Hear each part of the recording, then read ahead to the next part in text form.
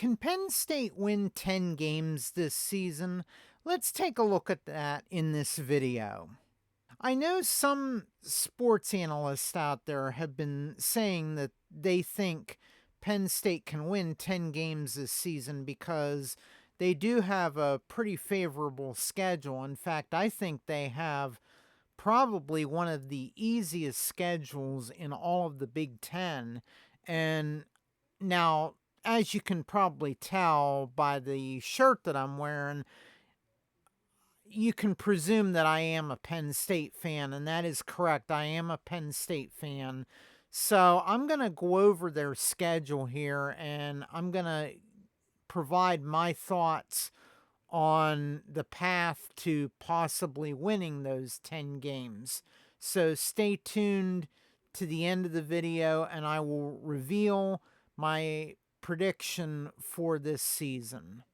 Now, as many of you probably already know, Penn State fired James Franklin on October 12th of last year, and they took a little bit of time before they hired a replacement coach, and in the interim time, they promoted Terry Smith to serve as the interim coach until they were able to hire a new football coach.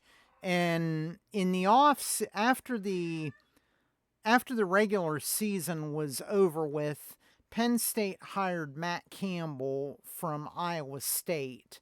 And of course, Matt Campbell brought a lot of the players that he had at Iowa State with him when he came to Penn State. And of course, James Franklin, he was hired at Virginia Tech, and he took a lot of the Penn State players with him to Virginia Tech after the regular season was over. So we have a pretty clean slate of new players for the Penn State roster, and we have Rocco Becht as the quarterback. And last season and the season before, Iowa State did fairly well. I know in 2024, Iowa State made the Big 12 championship game. So Matt Campbell really built up Iowa State from being one of the worst teams in college football to he made them a better team. And now that he's at Penn State, I think that he can actually win those big games that James Franklin could not win when he was at Penn State. So I just wanted to throw that in there before we get into their schedule, which, as I said, is a pretty easy schedule. So let's take a look at that next. As you can see here on the left of the screen is the Penn State schedule for this season. And they do have one bye on October 24th. So let's go down through these different games and see if they can win these games. The first game is on September 5th, and it is against Marshall. And that is one of the 3 non-conference games that Penn State is playing, and I think that they're going to win that game pretty easily. And then on September 12th, Penn State travels to Philadelphia to play Temple, and that's their second non-conference game, and I think that will be another win for Penn State. On September 19th, Penn State hosts Buffalo at Beaver Stadium, and that is the final non-conference game. And again, I think that will be a win for the Nittany Lions. Now, I'm not too thrilled with the fact that we're playing 3 very easy teams in the non-conference. I kind of agree with what the SEC wants to do, since they've switched to 9 conference games. And what they want to do is they want to have each team play a Power 4 opponent in one of their non conference games. And I think that that should be for every Power 4 team. I think every Power 4 team should have to play at least one Power 4 opponent in their non conference schedule. And I think they should, and then the other two games should be one should be a group of 6 team, and then the other one should be an FCS team. But this season and in the near future, we play pretty easy games in the non conference schedule. On September 26th, Penn State will start Big Ten play, and they will host Wisconsin at Beaver Stadium. And I think that we will win that game. Wisconsin hasn't been doing very well these last few seasons, and I know last season they did not do very well at all. And we played Wisconsin in 2024, and we played at Wisconsin at Camp Randall, and we actually won that game. So I think we're going to win against Wisconsin again. Now, on October 2nd, Penn State goes to Northwestern, and they will be playing in the new Ryan Field that was just constructed. In fact, that looks like that's going to be Northwestern's first game that will actually be played in the new Ryan Field. And I know there's different people that think that that could potentially be a trap game for Penn State, and there's a possibility that they might lose that game. However, I'm not sure if I buy that. I know we lost to Northwestern last year, but that was on October 11th, and that was when we were still under James Franklin, and that was after we had already lost to Oregon and UCLA. And I think that this time we're actually going to beat Northwestern. We were favored to win against them last season by 20 plus points, and we lost to them by 1 point. So I think this season we're gonna beat Northwestern. So I have that as a win, although I did in this table I did write that it is a possible trap game, but I think that will be a win for Penn State. So I'm going to change that to a W. And then on October 10th, we host USC. Now, that game could go either way. I believe that that will probably be the whiteout game. So that could potentially go in Penn State's favor. Plus, it is a game where USC has to travel across the country in order to play that game, and I think that's going to create an issue for USC. So I think that Penn State will win that game against USC. So I'm going to go ahead and change that to a win. And then the next week on October 17th, Penn State travels to Michigan to the Big House in Ann Arbor, and they will play Michigan under Kyle Whittingham now. And that game I have is another toss-up game. And that game, I honestly think that Penn State is going to lose that game. I know in years past we have not been able to beat Michigan and that was under James Franklin, but I think that even though we're now under Matt Campbell, I still think that we're going to lose to Michigan because it will be played at Michigan. So I suspect that will be a loss for Penn State. And then on October 24th, we have a bye. And then on October 31st, Penn State hosts Purdue. And I think that's going to be another easy win for Penn State because Purdue has not done well in the last few years. And even though they have a coach that's Barry Odom, who is on his second season at Purdue, I still don't think they're going to do much better this season. So I think that will be an easy win for Penn State.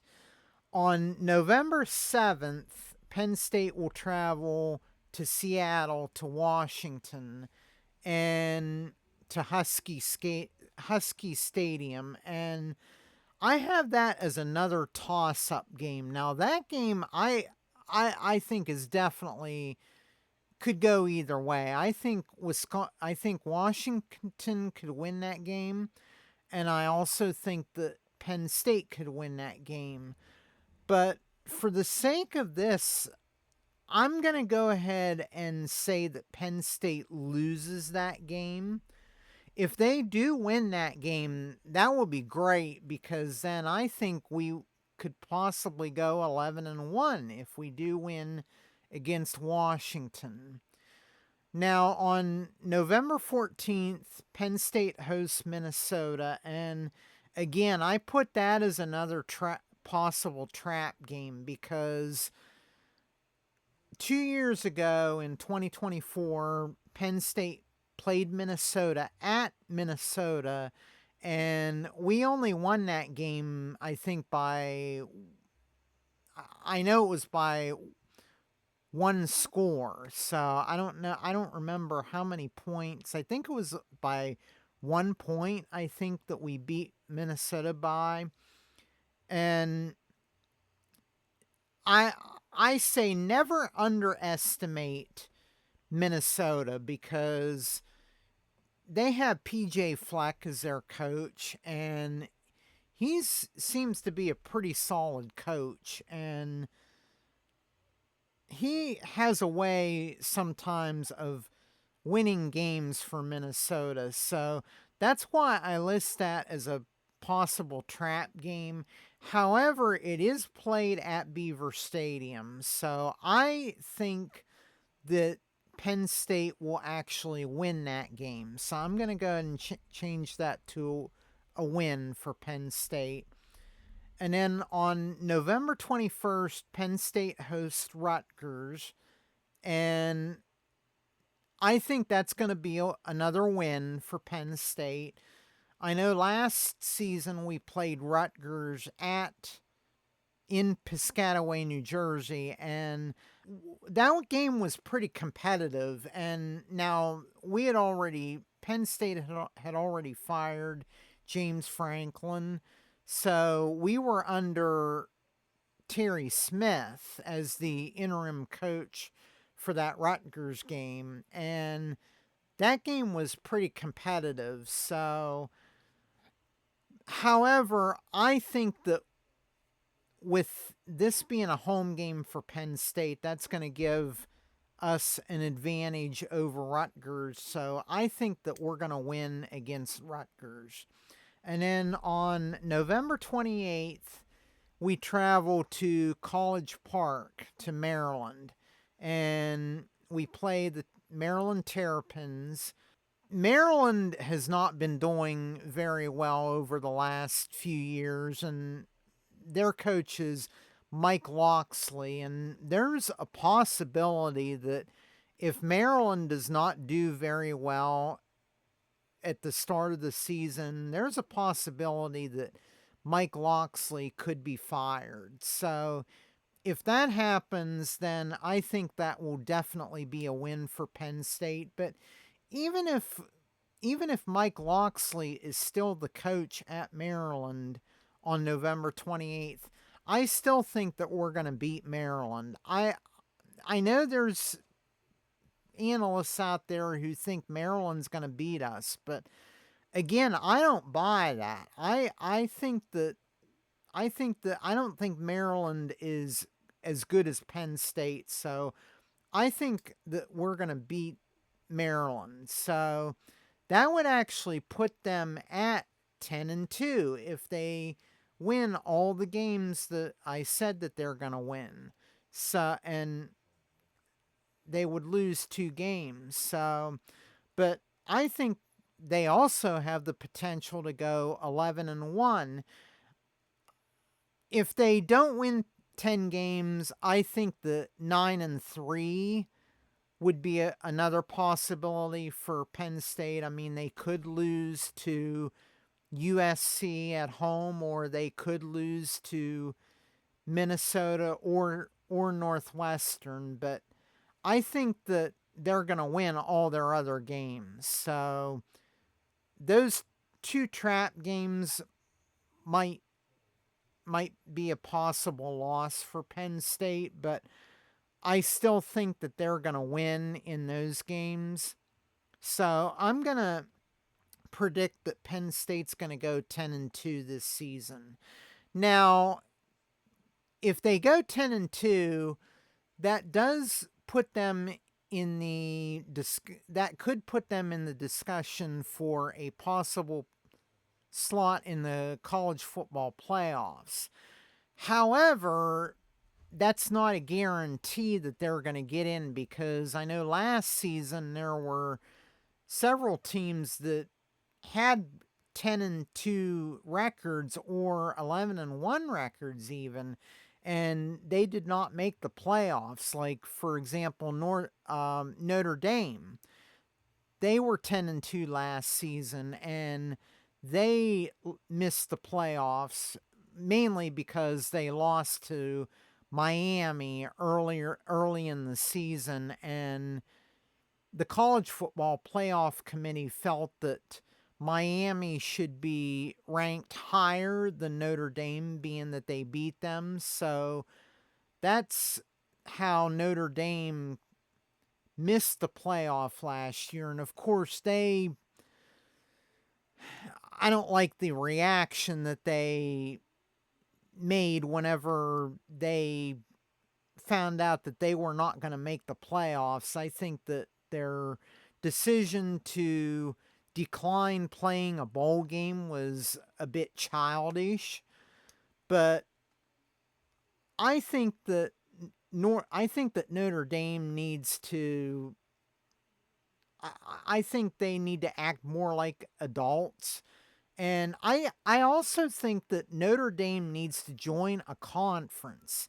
They need to stop playing as an independent football team. I think that they need to join one of the Power Four conferences, like the ACC or the Big Ten, for example. I doubt if they would join the SEC. They might join the Big 12, but I don't know. I know in all their other sports besides football, Notre Dame is in the ACC. However, with football, they are independent, and I think that they need to join a conference. But anyway, moving on from that Notre Dame debacle, another team that did not make the playoffs last year was Vanderbilt, and they were 10-2 also, and they did not make the college football playoffs either. And the other team that I remember didn't make the playoff was BYU, and they had a record of 11-1 in the regular season, but they lost the Big 12 championship game to Texas Tech. So the SEC had 5 teams in the playoff last season. So I'm not sure why the playoff committee felt that there should be 5 SEC teams in the playoffs. I think that BYU should have been in the playoffs last season, but of course, that's, not my decision. And I think that the college football playoff committee needs to be, it should not be composed of coaches and athletic directors. It should be composed of people who are non-biased to teams in college football, and those should be, and maybe even former players should be people that make up the college football playoff committee. But moving on from that, there is a possibility that even if Penn State goes 10-2 this season, there's still that possibility that they may not make the playoff if there are other teams that go 10-2 also. If there's a lot of other teams that go 10-2, there's a possibility that Penn State may not make it because their biggest games are against USC, Michigan, and Washington. And I think all three of those opponents are going to be ranked opponents whenever Penn State does play them. So if they win one of those games, then that will definitely help them. But if they lose two of those games against ranked opponents, that's not going to help them very much. So there is that possibility that even if Penn State does go 10-2, that they could still miss the playoff. Now, if they go 11-1, I don't see why they couldn't be considered for a playoff spot, because let's say that their only loss is to Michigan. Then, they beat USC and they beat Washington. And like I said, I think Washington will probably be ranked come November 7th. So if that's the case, then, and I think USC will also be ranked on October 10th. So therefore, that would be 2 wins against ranked opponents. So that would definitely pose a strong argument that Penn State could possibly get a playoff spot then if they do go 11-1. But as I said, if they go 10-2, there's also that possibility that they could get a playoff spot. I don't think that they will. I don't think that they'll be like a 5 to 8th seed.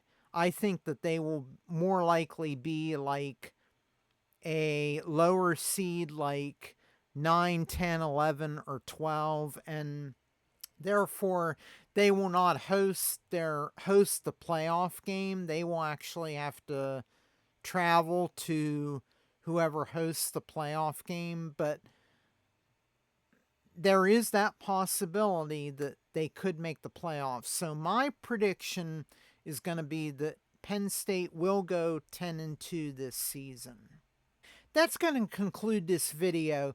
If you stayed all the way to the end, I appreciate it. And if you liked this video, please give it a like down below and subscribe to the channel. If you would like to see the last video I did for this channel, click into this video right here. I want to thank you so much for watching today once again, and I will see you in the next video. You be blessed, stay safe, and bye for now.